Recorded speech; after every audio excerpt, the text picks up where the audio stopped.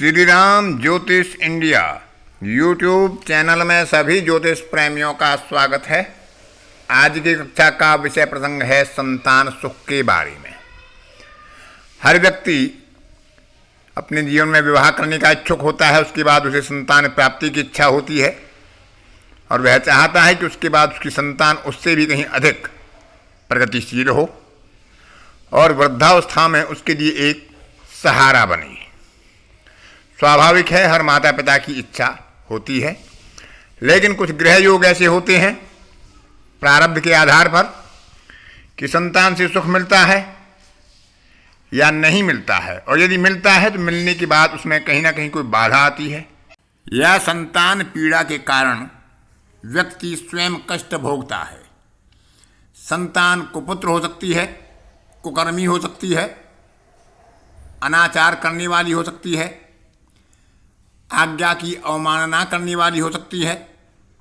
अथवा संतान दूर चली जाए, उसके वियोग में माता पिता को कष्ट होता है।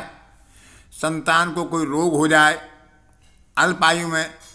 या मध्यायु में माता पिता के सामने ही संतान का मरण हो जाए या संतान की अवमानना अपमान हो, उसे बंधन हो जाए, तो ऐसे योग जब संतान को होते हैं तो स्वाभाविक है माता पिता को पीड़ा होती है। कभी कभी ऐसा भी होता है कि संतान इतनी निकृष्ट हो जाती है कि वह माता पिता की सेवा करने के बजाय माता पिता से ही सेवा कराना चाहती है, माता पिता के ऊपर ही अपनी आज्ञा चलाती है और उस आज्ञा का लाभ न होने पर उनको प्रताड़ित भी करती है। तो कुछ ऐसे ही योग जो ज्योतिष में बताई गई हैं प्राचीन ज्योतिषकारों के द्वारा, उन पर विचार करेंगी। और ऐसी स्थिति कब आती है जब संतान के कारण या संतान को कष्ट के कारण किसी भी माता पिता को स्वाभाविक रूप से कष्ट होता है, पीड़ा होती है, वियोग के कारण, रोग के कारण, शोक के कारण, कोई भी कारण हो सकता है, लेकिन माता पिता को संतान के कारण कष्ट भोगना पड़ता है। तो आज की कक्षा में इसी विषय पर विचार करेंगे।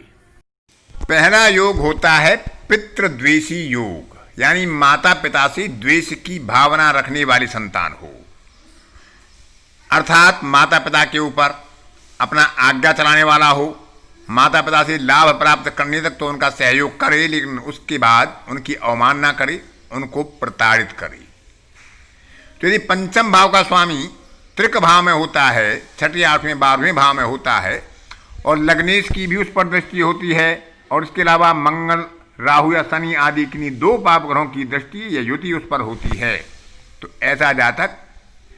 पिता और माता पर आज्ञा चलाने वाला, उनके धन का भोग करने की इच्छा से अपना लाभ प्राप्त करने की इच्छा रखने वाला और उसके अभाव में उनको प्रताड़ित करने वाला या उनसे द्वेष भावना रखने वाला, उनको त्याग देने वाला या उनसे दूर चले जाने वाला होता है। और यह योग जो विचार किए जाते हैं जातक की स्वयं की जन्म पत्रिका में विचार किए जाते हैं, ना कि संतान की जन्म पत्रिका में। दूसरा योग होता है कि पुत्र माता पिता के साथ शत्रुतापूर्ण व्यवहार करे, पंचमें छठवें भाव में हो, छठवें भाव का स्वामी नवम भाव में हो, 12वें भाव का स्वामी जो व्ययिष होता है वह लग्न में स्थित हो, और यहाँ पर किसी शुभ ग्रह का संयोग ना हो, कहीं ना कहीं पंचमेश और पंचम का कारक गुरु भी पीड़ित अवस्था में हो, तो ऐसा जातक व्यवहार में माता पिता के साथ शत्रुतापूर्ण व्यवहार करता है और उनसे प्रेम संबंधों की अपेक्षा या उससे सेवा की अपेक्षा करना बहुत उचित नहीं होता है। तीसरा संयोग बताया गया है कुपुत्र का, पंचम भाव में मंगल राहु, मंगल शनि या राहु शनि किन्हीं दो पाप ग्रहों की स्थिति हो, और अगला संयोग शुभ अवस्था में ज्योतिषकारों ने बताया है कुकर्मी पुत्र का। तो ऐसे जातक पंचम भाव अपनी माता पिता की आज्ञा नहीं मानते हैं, अपनी मनमानी करते हैं, के द्वारा हो, व्यवहार के कारण, दृष्टि के द्वारा, दुष्टतापूर्ण व्यवहार के कारण का प्रभाव माता पिता को पीड़ित देते हैं, पंचमेश भी नीच राशि में हो और उन्हें संतान में हो, बाधा ही मिलती योग में हो, पाप ग्रहों की दृष्टि या युति में संबंध बना रहा हो, और कहीं ना कहीं पंचम का कारक गुरु भी पीड़ित हो, पाप प्रभाव में हो,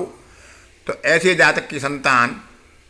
अपने व्यवहार और अपने कर्मों के द्वारा माता पिता को प्रसन्न नहीं करती है, माता पिता को उसके कर्म और उसके व्यवहार के द्वारा पीड़ा होती है। पुत्र से पीड़ा अगला योग है, यानी पंचम भाव में यदि सूर्य हो जो पिता का कारक होता है और उस पर शनि की दृष्टि हो जो स्वयं सूर्य का पुत्र है और सूर्य और शनि में शत्रुता होती है और पंचमेश भी कहीं ना कहीं पीड़ित हो रहा हो और शनि की दृष्टि सूर्य पर दीप्तांश के अंदर पड़ रही हो तो ऐसा जातक अपने पुत्र से किसी न किसी कारण में कष्ट या पीड़ा को प्राप्त होता है। उसे पुत्र के कारण, व्यवहार के कारण, पुत्र के रोग के कारण, पुत्र के सुख के कारण, वियोग के कारण, दूर चले जाने के कारण या उसकी अल्पकाल में मरण के कारण कष्ट या पीड़ा की संभावनाएं रहती हैं। अब ऐसी स्थिति कब होती है उस पर विचार करते हैं कि पुत्र के क्लेश का समय जातक को कब प्राप्त होता है। तो पंचम भाव का स्वामी, पंचम भाव में बैठने वाली ग्रह एक हो, दो हो या तीन हो, जो भी हो, पंचम भाव को देखने वाली ग्रह और पंचम भाव के कारक गुरु को निर्धारित कर लीजिए। यदि एक ग्रह का प्रभाव दो बार पड़ रहा है पंचम भाव पर, जैसे गुरु है, पंचम का कारक भी है और पंचम में बैठा हो या पंचम को देखता हो, तो उसे केवल एक बार ही निर्धारित करेंगे, एक से अधिक बार नहीं। मान लेते हैं पंचमेश गुरु है, वह पंचम को देखता भी है और पंचम का कारक भी है, तो गुरु को हम केवल एक बार ही लेंगे। कोई ग्रह अपने भाव को देखता है और वह पंचम का स्वामी भी है तो उसे भी एक बार लेंगे। यानी ऐसे ग्रहों का एक एक बार जो राशि आदि अंश स्पष्ट आदि हैं उनका हम योग कर लेंगे और योग करने के बाद जो नवीनतम हमें राशि अंश आदि प्राप्त होंगे उनके आधार पर हम उसका नवमांश तय करेंगे। जिस राशि में उसका नवमांश आता है उस नवमांश तुल्य राशि में जब भी शनि उन अंशों के निकटस्थ गोचर करेगा और पंचम भाव से या पंचमेश से त्रिक भावों के स्वामी या त्रिक भाव में बैठने वाले ग्रहों की दशा, अंतर्दशा और प्रत्यंतरदशा उस समय चल रही होगी तो स्वाभाविक रूप से पुत्र को कष्ट होगा या पुत्र के द्वारा पीड़ा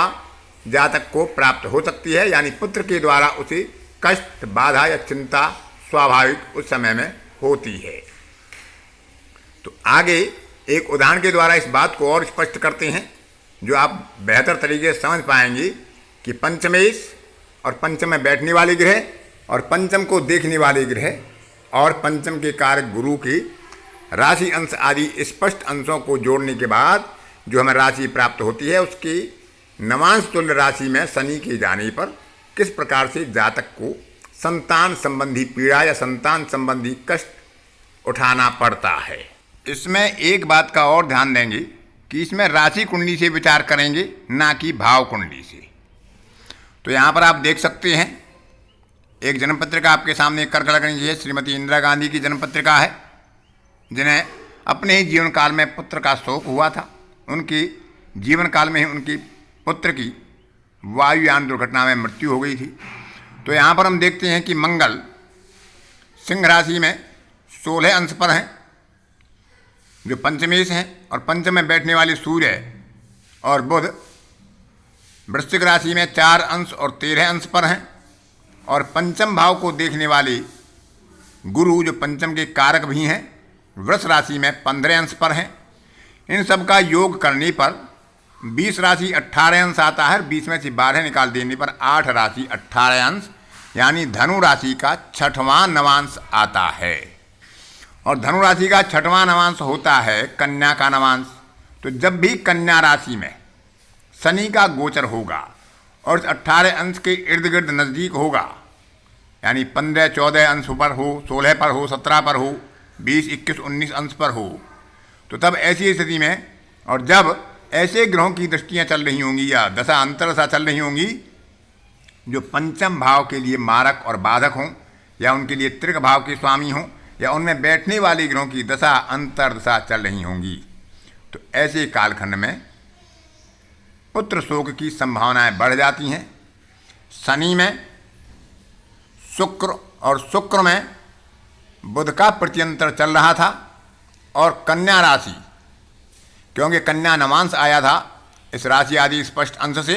और कन्या के 16 अंश के लगभग शनि का गोचर हो रहा था जब श्रीमती इंदिरा गांधी को अपने छोटे पुत्र संजय गांधी की मृत्यु का शोक हुआ था वायुयान दुर्घटना में उनकी दुखद मृत्यु हो गई थी। तो इस तरह से हम पुत्र को क्लेश, पुत्र को पीड़ा या पुत्र के द्वारा कष्टों की संभावनाओं को जन्म पत्रिका में विचार कर सकते हैं, और ऐसी संभावना कब होगी उसका भी विचार सरलता से कर सकते हैं। तो आज की कक्षा में इतना ही। अन्य किसी कक्षा में फिर किसी नए विषय के साथ आपसे मुलाकात होगी। तब तक के लिए अपनी वाणी को विराम देता हूँ। धन्यवाद।